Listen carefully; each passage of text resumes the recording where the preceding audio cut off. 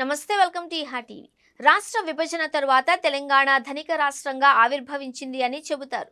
దిగ్గజ ఐటీ సంస్థలు, 5 అంకెల జీతగాళ్లు ఎక్కువగా ఉన్న నగరం హైదరాబాద్.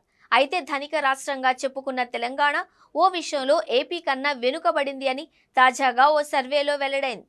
2 రాష్ట్రాలలో కోటీశ్వర్లు ఎక్కువగా ఏపీలోనే ఉన్నట్లు వెల్లడైంది. ఆదాయపు పన్ను చెల్లింపుదారుల సమాచారం విశ్లేషిస్తూ జాతీయ మీడియా వెలువరించిన కథనాలలో ఏపీలో దాదాపు 5,340 మంది ఏడాదికి ₹1,00,00,000 కన్నా ఎక్కువగా సంపాదిస్తున్నట్లు వెల్లడైంది. ఏపీతో పోల్చుకుంటే తెలంగాణలోనే ఎక్కువగా ఐటీ పరిశ్రమలు ఉన్నాయి. అంతేకాకుండా హైదరాబాద్ రియల్ భూమి చూస్తే ఎక్కువ డబ్బు తెలంగాణలోనే సంపాదించే అవకాశాలు ఉన్నాయని అపోహపడుతూ ఉంటారు. కానీ వాస్తవ లెక్కల్లో ఏపీలోనే అధిక ఆదాయం సంపాదిస్తున్నట్లు వెల్లడైంది.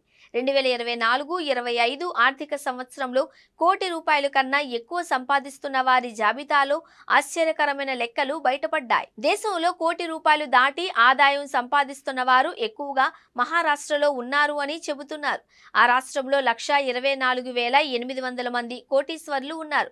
ఇక దేశ రాజధాని ఢిల్లీలో సుమారు 20,500 మంది ఏడాదికి కోటికి పైగా సంపాదిస్తున్నారు. దేశంలోనే అతిపెద్ద రాష్ట్రం ఉత్తరప్రదేశ్లో 24,500 మంది కోటీశ్వర్లు ఉన్నట్లు వెల్లడైంది.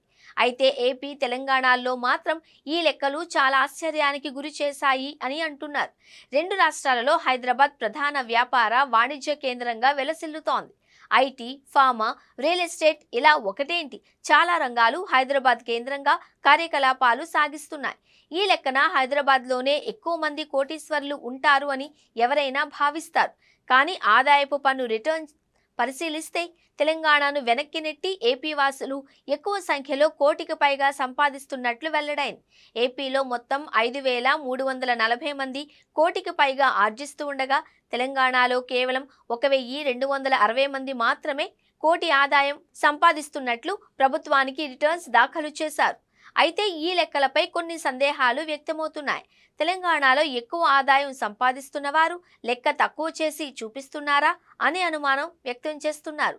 ఆదాయపు పన్ను ఎగవేత కోసం తప్పుడు పత్రాలను దాఖలు చేస్తున్నారేమోనన్న ప్రశ్న తలెత్తుతోంది అంటున్నారు.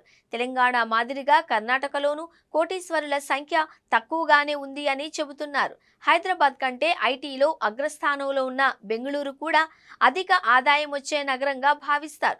కానీ తాజాగా చూస్తే ఆ రాష్ట్రంలోనూ కేవలం 2,816 మంది మాత్రమే కోటికి పైగా ఆర్జిస్తున్నట్లు రిటర్న్స్ దాఖలు చేశారు. దీంతో తెలంగాణ, కర్ణాటకల్లో అధిక ఆదాయం వస్తూ ఉన్నా వ్యక్తిగత ఆదాయం తక్కువగా చూపుతున్నారు అనే అనుమానాలను ఎక్కువ చేస్తోంది అంటున్నారు. కార్పొరేట్, హెచ్యుఎఫ్ ఆధారిత సెటప్ల ద్వారా సంపదను మళ్లిస్తున్నారా అనే డౌట్ వస్తోంది అంటున్నారు.